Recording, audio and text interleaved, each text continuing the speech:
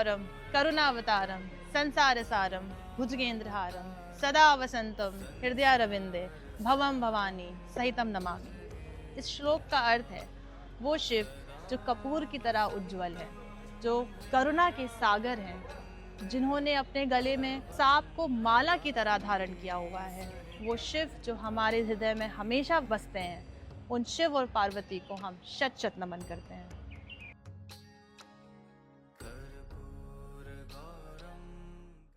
हम शिवरात्रि क्यों मनाते हैं? शिवरात्रि मनाते हैं क्योंकि माता पार्वती और शिव जी की शादी हुई थी, इसलिए।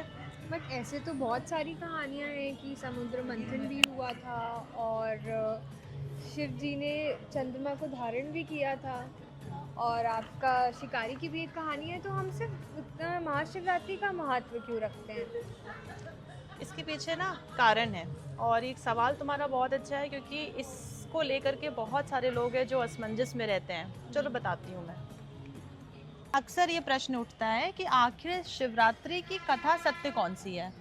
तो हमारे शास्त्रों के अनुसार 4 युग मिलके एक महायुग बनता है और हजारों महायुग मिल करके एक कल्प बनता है। इसका मतलब क्या हुआ, कितने सारे युग रहे होंगे। तो क्या शिव जी एक ही युग में आए? नहीं, वो अनंत युगों में आए। उन्होंने अलग अलग लीलाएं रची हैं। तो हर युग के हिसाब से जो भी कथा है वो अपने युग के हिसाब से सही है। लेकिन आज हम बात करेंगे सबसे प्रचलित कथा के बारे में, जो कि है शिव पार्वती का विवाह।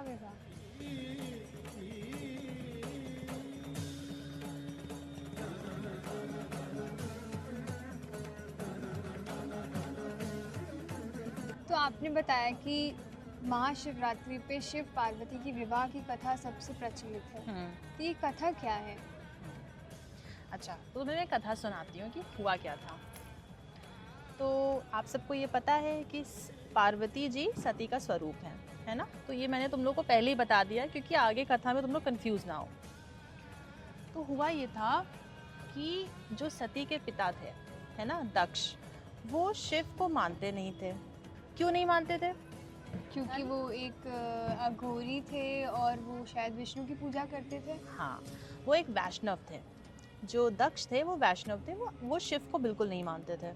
तो अब हुआ ये कि दक्ष ने बहुत बड़ा यज्ञ करवाया अपने घर पे, लेकिन उन्होंने शिव को आमंत्रण नहीं दिया। अब सती के मन का भाव ये था कि वो उनके पिता हैं, तो अपने पिता के घर जाने के लिए आमंत्रण की उनको क्या जरूरत है। भाई, पुत्री और पिता का जो प्रेम होता है वो तो अलग होता है। शिव ने सती जी से मना किया था कि आप मत जाओ।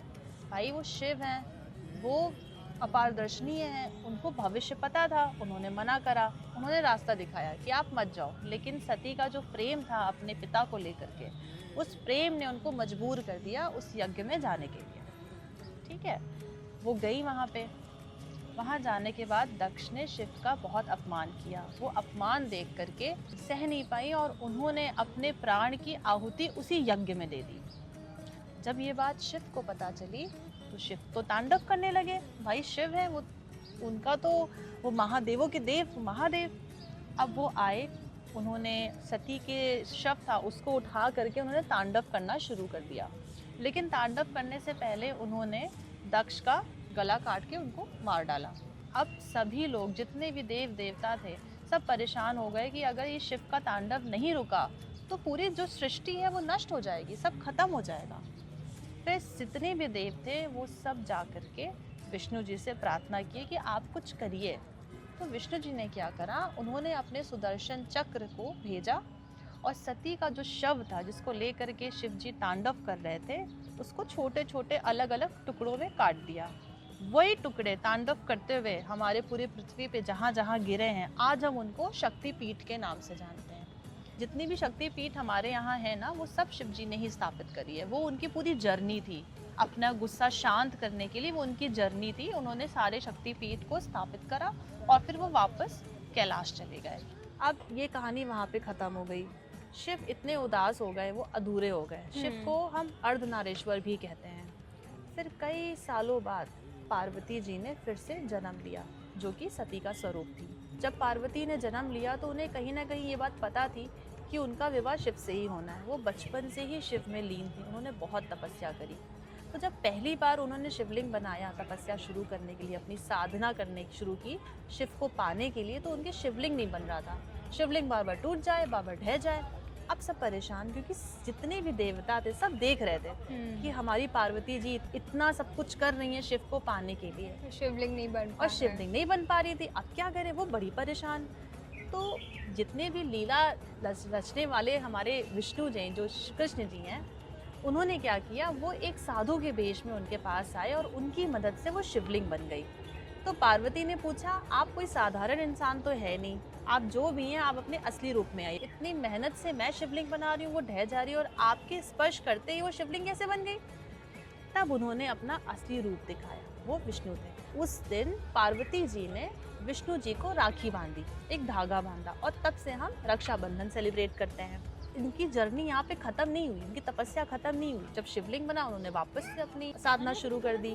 फिर क्या हुआ, अब फिर सारे देवगढ़ देख रहे हैं कि भाई पार्वती जी इतनी मेहनत से साधना कर रही हैं। अब क्या होता है कि जितने भी देव थे सब परेशान थे कि शिव जी पिघल जाएं उनकी साधना से और पार्वती जी को अपना लें। तो उन लोगों ने कामदेव को बोला कि आप जाइए, प्रेम का तीर मारिए और सारी चीज़ें फटाफट जल्दी जल्दी हो जाएंगी। लेकिन अब वो शिव हैं, जब तीर उनकी तरफ आया उन्होंने उसका आभास कर लिया, तो उन्होंने अपनी तीसरी नेत्र खोल दी और कामदेव को जला दिया। अब फिर ये साधना उनकी भंग हो गई।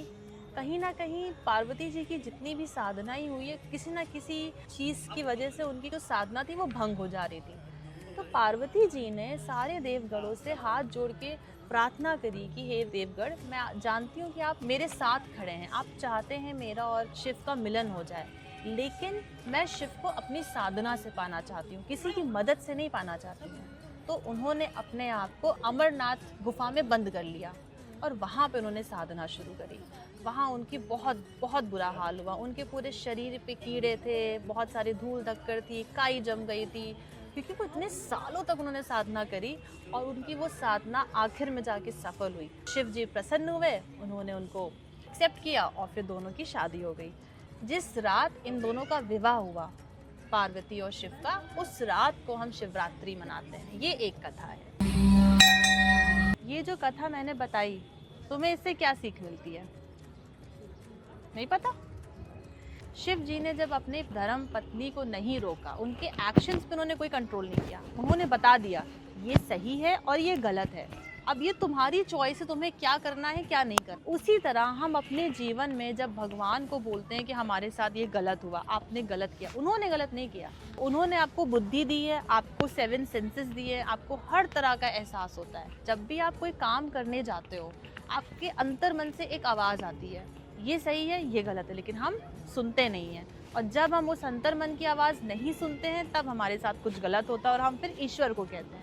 ये जो कथा थी ना, ये सबसे बड़ा उदाहरण है कि भगवान आपको रास्ता दिखाएंगे, आपके एक्शंस को कंट्रोल नहीं करेंगे, वो कंट्रोल करना आपका काम है। तो इससे हमें यही सीख मिलती है, जो भी आपके आसपास हो रहा है आप उसको देखिए, समझिए, अपने अंतर मन की आवाज़ सुनिए और उसके हिसाब से काम करिए। महाशिवरात्रि सिर्फ एक विवाह की स्मृति नहीं है, ये जप की जीत है, ये तप की जीत है। जब निष्ठा और श्रद्धा से कोई भी काम किया जाता है तो वह संभव नहीं रहता। शिव का अर्थ होता है कल्याण, रात्रि का अर्थ होता है अंधकार। जब जीवन के अंधकार में भक्ति और चेतना का प्रकाश उतरता है, उस क्षण जन्म लेती है महाशिवरात्रि। हर हर महादेव।